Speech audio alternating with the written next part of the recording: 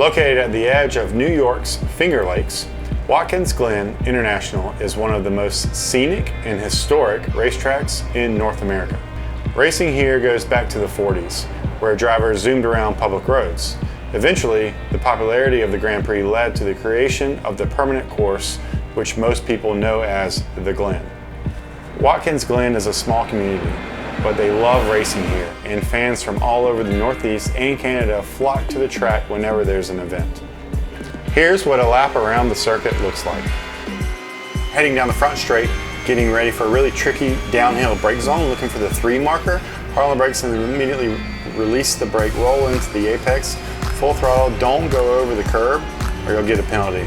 Now heading up to the uphill S's. Really fun section, high risk, but actually full throttle in these 992 Cup cars. A little bit of a pinch there from the tunnel for the fans to go into the track. Coming down the back straight, the fastest will go on the racetrack, getting ready for the 4 marker. Brake over the curb, almost clipping the wall on entry. Curb again, trying to get full throttle. Bounce curb and immediately into the carousel. Try to watch the rear end on entry, get down to the curb as much as possible and pick up throttle. A little bit of cheat on the exit there. And then immediately into the laces, another downhill braking zone, really tricky, long entry, trying to get down to the apex and picking up throttle. Be careful on the exit, there's a hole in it. Immediately into the toe, hard on the brakes, really use the hill to slow the car down. Again, down to the curb and picking up throttle. A little bit of a cheater asphalt there on the exit, you always want to use that.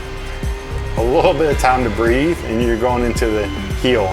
Deceivingly corner, you can brake later than you think you can because the exit actually opens up for you, but you cannot cross the right tires on those curbs.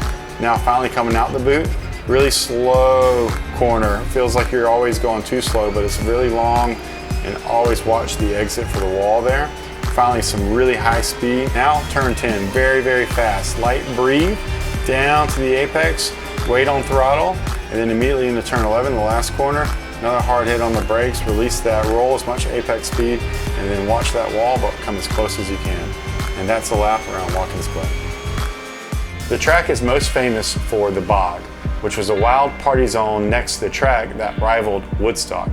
Today, the Bog is a nice spot inside turn 11 to responsibly enjoy an adult beverage and watch the race. Fun fact, this is not where the original Bog was. The grandstands on the front straight are a popular place to watch the action. Climb to the top of the main grandstands and you can see around the first turn and even spot Seneca Lake. Another good place to watch is to sit inside turn 2 so you can watch cars drive through the S's. On the opposite side of the track, the boot is a great spot to catch some passing.